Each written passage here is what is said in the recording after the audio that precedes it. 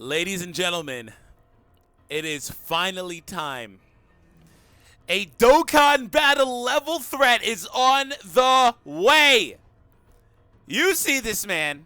I know you see this man. I know you see. Oh, zoom the image. Twitter. Do you see this man?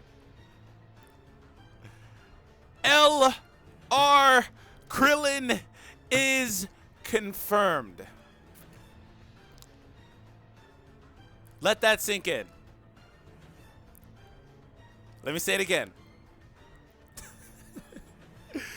LR Krillin is finally coming to the game.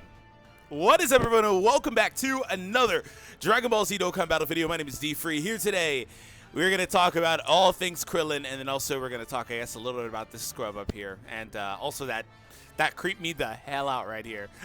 I did not see that. He did some branding and put that there. Whatever. Anyways, we're going to talk about that scrub up there, but we're also mainly talking about the GOAT, LR Krillin. So, I'm just going to go ahead and say this. It is about damn time, man. It is about time Krillin got an LR in the game. I just want to say that. I want to start with that. It's about time. It's been 5 years. We've wanted a Krillin in the game, and it's finally happening. So, the first thing I want to mention, he's actually a free unit. So, there's that. You know, I felt like it was incredibly likely that Krillin was going to wind up being a free unit. So, look, this is kind of how I feel about this, right? He's a prime battle unit. That's where you have to grind the medals, like 700 medals, whatever it is. Like the Tech Goku, STR Frieza. He should be the physical one. He should be filling in the last spot on that team. The Tech Cell, the AGL Trunks. This guy is going to be the physical variant. And again, there was no physical prime battle prior to this. So the way I feel about it is I'm conflicted. And I always was conflicted by the idea of an LR Krillin. Part of me is like, oh, an LR Krillin that's free would be great. So that way I don't have to really like go ham and rainbow him and pull from him or whatever. But I also kind of wanted him to be summonable because if he's summonable, the better he is, right? So that's kind of how I felt about it. I really wasn't expecting Prime Battle, though. I knew we were probably going to get a Prime Battle soon-ish, but I thought that if they were going to give us a free one, maybe Battlefield or something like that. But hey, here it is. And you know what? I can't tell you everything that I've suggested or like things that I've talked about. But what I can say is I looked them like directly and I was like, yo, LR Krillin when? I'm so excited about this. They knew it. I wanted LR Krillin. I've been saying it like for so long, and everybody wanted LR Krillin too, but they knew I wanted one specifically. And I was like, man, stop playing and drop that LR Krillin, bro. So here we are, LR Krillin confirmed. It's freaking 7:30 in the morning. I had to sleep on this, man. This was too big news for me to get back and record a video immediately last night. Here's a like snapshot of how I was last night whenever this was announced, right? Here's a snapshot. I was like, oh, hey. Let's go. As I was like, man, okay. And I was like, Goresh was like, oh, he's a prime battle. And LR Krillin is confirmed, yada, yada. And I was like, oh, yeah. I told him I wanted this directly, and I'm so excited about this. And I also ended up, before going to sleep, let today forever be remembered as LR Krillin Day. And again, I think it's about time, bro, because in all seriousness, you may hate Krillin, you may not like Krillin, you may meme Krillin, whatever the case is. But the reality is Krillin is Goku's best friend. He's one of the longest tenured characters in the series, especially if you haven't seen Dragon Ball. You just don't know that. For whatever reason, a lot of people skip Dragon Ball. Anyways, he's one of the longest tenured characters in the series. He's the catalyst for the freaking Super Saiyan transformation. Like, come on now. Krillin deserves some respect, and on top of that, some various other reasons. So I'm excited about that. I'm very happy. Also, if you don't use the community tab on YouTube very much, I did post this over here, and we've got 2,000 likes and 200 comments. So, yeah, I did react over here as well. If you were kind of just looking for my reaction, that's kind of how things were for me. So, it's really early. I just woke up. I also had to tone it down because everybody's sleeping still, but I'm excited, man. I'm excited.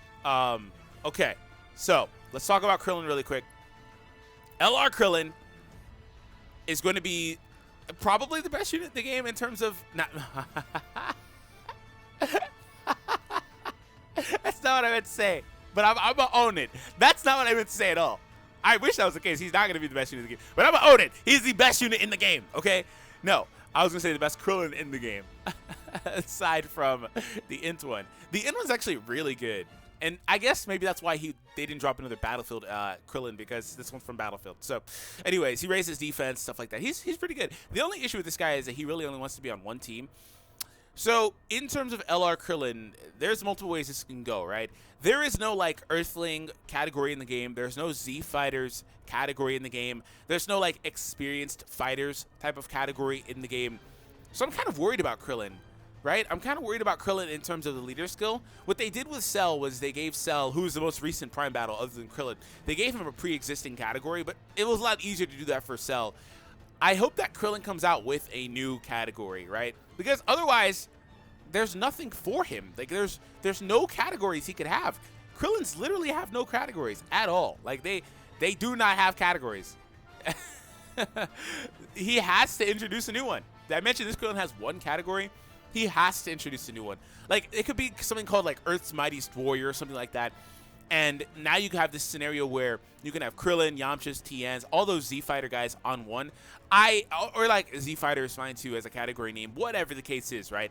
Veteran fighter, something like that would be cool to me in terms of, you know, having these characters in there. The only issue with that is that they're going to really pick and choose which, like, Gokus are in there, which Piccolos are in there, obviously. And it's not going to be, like, super expansive or anything crazy like that. But I'm excited for that as an idea. Now, the last thing I want to kind of mention here before we kind of dip is, before we talk about Goku, before we dip, is Prime Battle Cell. Because, again, he was the last Prime Battle unit that came out, right?